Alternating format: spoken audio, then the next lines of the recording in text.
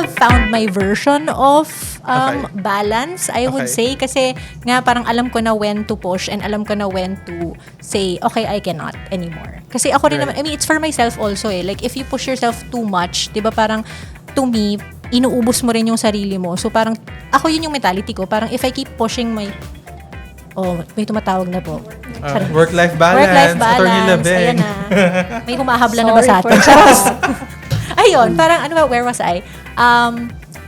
In terms of yung knowing nga when to push, ayoko rin kasing ubusin yung sarili ko kasi ang mentality ko, if umabot ako sa ganung point, hindi na quality work yung pinuput out ko eh. Yeah. Kapag nagtrabaho ka ng galit, pag nagtatrabaho ka ng may samaan ng loob, parang hindi nakakatuwa yung work that you're putting out. Bakit parang anger-driven kayong dalawa? You both mentioned working na galit. Alam, ewan ko, Aries? As an Aries? Are you an Aries as well? Libra. Libra, okay. Hindi ako into the whole Pero I'm a Capricorn and Hindi, I have when I talk like that, feeling ko parang attorney labang, medyo passionate din lang ako sa sinasabi ko, pero hindi naman ako galit. Right. Hindi po ako galit. So, lalambingan natin yung boys. Okay. Charot. Okay, I'll go.